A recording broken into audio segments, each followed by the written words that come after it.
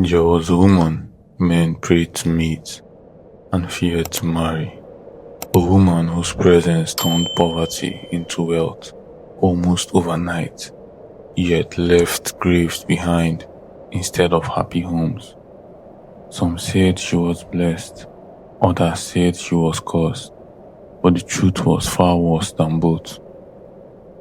This is a story of Ayomide, the woman who made men rich, but never allowed them to live long enough to enjoy it. Listen carefully, because this is not just a story about wealth. It's about the price people pay for shortcuts, greed, and stolen blessings. In a certain ancient village called Àgbẹ, the elders believed destiny sometimes arrived before birth. They said that any child born on a night when the moon completely disappeared from the sky would live a life touched by sorrow. Not sudden death, not madness, but a long, confusing suffering that could never be explained. So when a baby girl was born on such a night, no moon, no stars, only thick darkness. The midwives exchanged fearful glances. The child cried until her voice became hoarse. Her name was Ayomide, meaning my joy has arrived.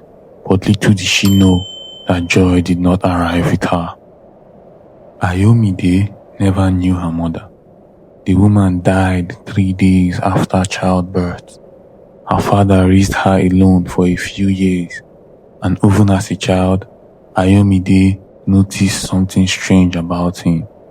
He lived comfortably, too comfortably for a man whose work could not explain his wealth. He ate well, he dressed well, but he lived in fear. He avoided shrines and sacred festivals. He flinched at the sound of ritual drums, and some nights, Ayomide heard him cry in his sleep. Before she turned 7, he died suddenly. The villagers shook their head and said, "It is the curse of the night she was born." And once again, Ayomide was alone. Ayomide grew up, moving from one relative's house to another. She worked harder than everyone else, yet remained poor. She fetched water until her hands grew rough. She farmed under the sun until her back ached before her time. No matter how hard she tried, her life never improved. People began to whisper, "This girl carries bad destiny." But what no one noticed was this. Every house she stayed in never remained poor. A woman who took her in suddenly prospered. A farmer whose land she worked enjoyed strange abundance. A trader sent her on errands, expanded his business. Ayomide herself gained nothing.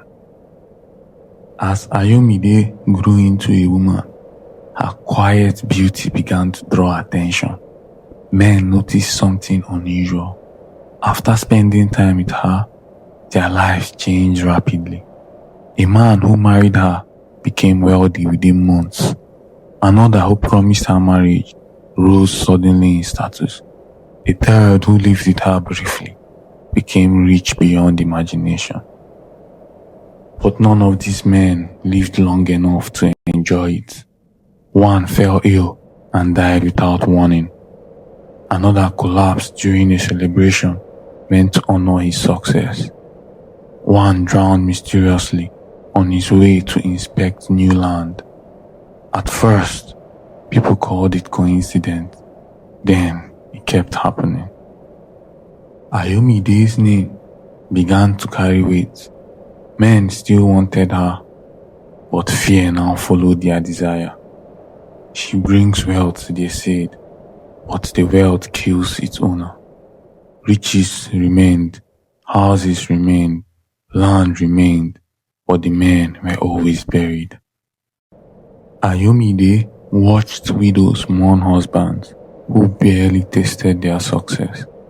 She watched children inherit wealth their fathers died too quickly to enjoy, and she suffered the most because she loved some of these men. And each death made the village look at her with suspicion and dread. After yet another man died shortly after becoming rich, Ayomide broke. That night, she went alone into the forbidden forest shrine. She cried openly. She accused the gods. She demanded the truth. And for the first time, the gods answered her. That night, it was revealed her father had not been an ordinary man. Long ago, he had stolen sacred wealth meant to flow gradually through generations. He took what did not belong to him and became rich overnight. The gods punished him, but not with death, but with a lasting decree. He would enjoy the wealth, but his bloodline would pay. No descendant of his would ever truly own wealth. Instead, they would become vessels through which wealth passed quickly and dangerously. Anyone who became rich through them would die before enjoying it, just like her father eventually did. Ayomide was not cursed by the night of her birth. She was cursed by her father's greed.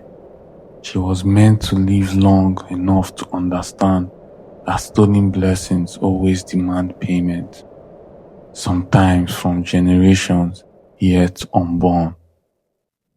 Ayomide returned to the village changed. She rejected every man who came seeking fortune. Slowly, the pattern stopped. No sudden riches, no sudden death. She never became wealthy, but she lived. And in old age, she warned the young. Wealth that comes too quickly always comes to collect something in return. Her voice carried the lessons of her life: pain, sorrow, and survival. Some blessings are borrowed, some riches are stolen, and when the gods are cheated, they do not forget. Her story was not just about wealth, it was about the consequences of greed, choices, and invisible hands that govern fate. Remember Ayomide's tale. Wealth gained too fast carries a heavy price. Every choice, every shortcut can leave scars not just on one person, but on generations to come. This is the story of a woman who made men rich, but only at a very high price. Do well to like, subscribe, and turn on my notification bell for more interesting videos like this.